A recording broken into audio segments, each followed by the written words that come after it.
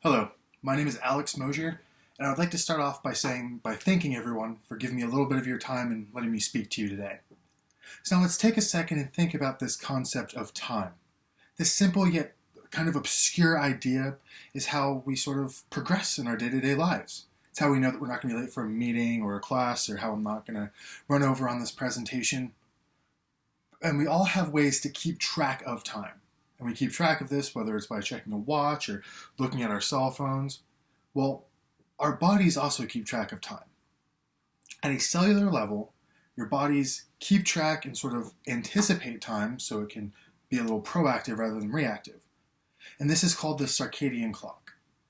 Now, the basis of this clock is that a set of positive elements act to activate negative elements, and then in a time-specific manner, those negative elements re-interact with the positive, and that sort of sets the cycle of the day. That keeps the cycle going, much like the face of a clock. And these different elements, also in a time-specific manner, sort of interact with other parts of the cell to regulate and guide what it should be doing throughout the day. Now, let's take a quick step here. By a show of hands, who here has been impacted, either directly or indirectly, through diseases such as cancer, diabetes, Alzheimer's disease, obesity, psychological disorders such as depression or anxiety? That's all of us. I'll raise my hand. I'm part of that group as well. I'm willing to bet nearly every single one of us has in some way, shape, or form been impacted by these.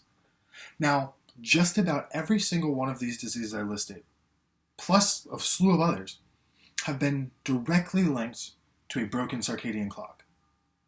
This internal clock can break in a variety of different ways, and by some oddly common day-to-day practices that we have. Exposure to blue light, such as the light from cell phones when you're playing an app game or checking email, or the light that comes off your TV when you're binge watching something on Netflix. Really, any screen can act to sort of reset and break this clock. Your dietary habits, drinking excessive amounts of caffeine or alcohol, which again, vast majority of us have been guilty of at some point or another, can act to break this clock and alter its functionality and the regulation that it imposes on the cell. Jet lag. If you've ever traveled long distances, you kind of feel worn out and it takes you a while to sort of get back in that healthy habit. That's because you're breaking your circadian clock. And people who are subjected to shift work, people who have to work late nights or overnight and then try to sleep during the day, have a tendency to never quite feel caught up on rest. And again, that's because you're breaking your circadian clock.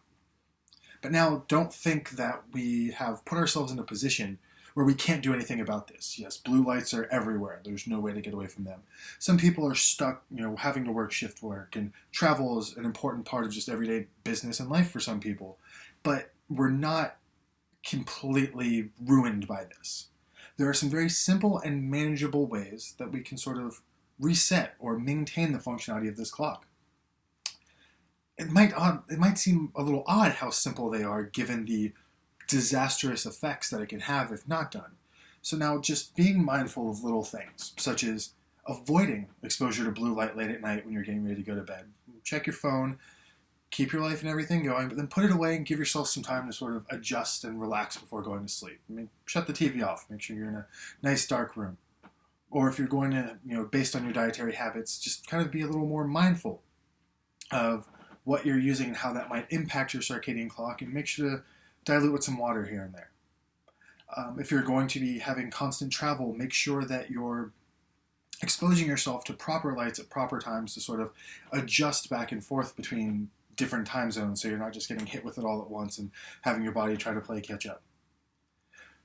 So if you find this concept of biological rhythms interesting, understand that there's no shortage of additional research to delve into. This emerging subfield is kind of hitting the main stage of biology in a big, bad way. So if you're interested in anything from human health to the future of biofuels and anything in between, there is research being done to show a circadian connection and regulation to it. So now that we all understand the importance of keeping track of time and that our bodies do this as well, and we've seen the disastrous effects that can come from not properly keeping track of time at a cellular level, we know to be a little more mindful when sort of engaging in activities that can break this clock. So it seems manageable, but the research isn't quite done. And there's still a lot of work to be done for some of these people exposed to bright lights in cities and shift work. But with that, it seems much more manageable. Thank you for your time.